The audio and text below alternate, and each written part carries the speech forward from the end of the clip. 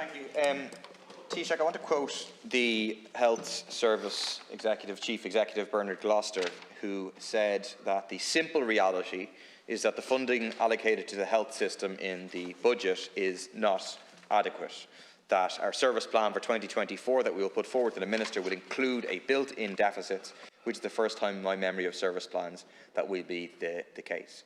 I don't understand how the government can propose a budget at a time of significant surplus, almost €10 billion projected for next year. The government has proposed a budget that implies a worsening of the health crisis. It implies an increase in the number of people who are on hospital waiting lists.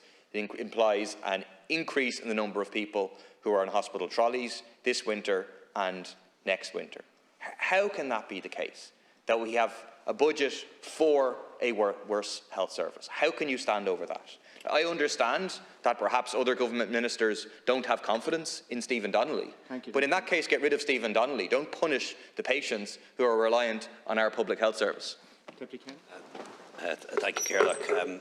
Just in relation to Deputy Durkin's question, it is always a struggle for health to come in on budget, no matter what the increase is given in any year, whether it's a big or small increase, and that's particularly so in the acute hospitals.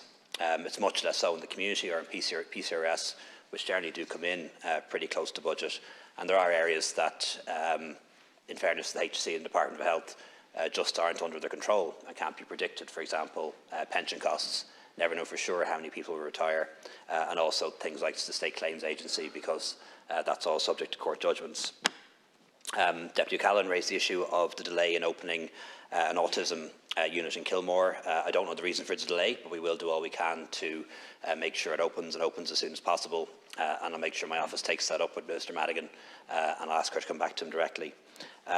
Deputy Moynihan raised the issue of respite, and an additional €10 million has been allocated for additional new respite services in 2024. The CAF scheme, I think, is operated by the Department of Housing under Minister Bryan. I'll have to double check that and revert to the Deputy.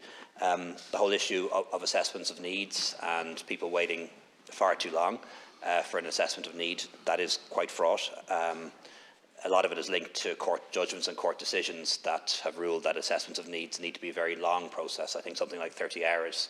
And sadly, as a consequence of that, a lot of the resources are going into assessments of needs rather than treatments and therapies. And I think that's a real problem and one that we're going to have to deal with.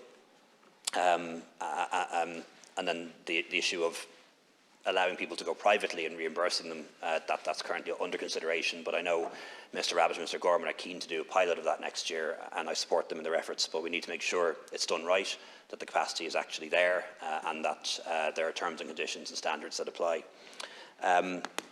Deputy O'Murku mentioned the recruitment moratorium. I think it is important to put on the record of the House that it is a partial recruitment moratorium. It only applies until the end of the year, and only applies where the HSE has already recruited the number of people at that grade that they're funding for. Unfortunately, in some cases, they've over-recruited and have recruited people they don't have funding for, and that has, in many ways, led to the problem. But I do want to make it clear that the HSE will be able to increase its total headcount by 2,000 next year. So far from there being a reduction in staff working in the health service next year, they'll be allowed to hire an additional 2,000 staff next year on top of the 23,000 hired since this government came to office. But we'll need to make sure they hire the right 2,000, not just any 2,000. And that's something that we'll be engaging with the HSE CEO and his team on. The carers means test has been relaxed in the budget for 2024. Minister Humphreys will set that out in the social welfare bill.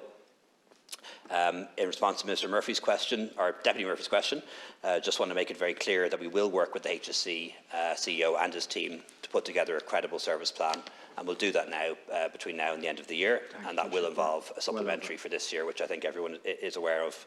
But I do want to recall what the HSE CEO Bernard Gloucester said. The emergency department plan is funded, and there are 100 fewer patients waiting on a bed today than was the case, 120 fewer patients waiting on a bed today than was the case this time last year. The extra beds, the extra ICU beds, all funded. The waiting list plan is all funded as well.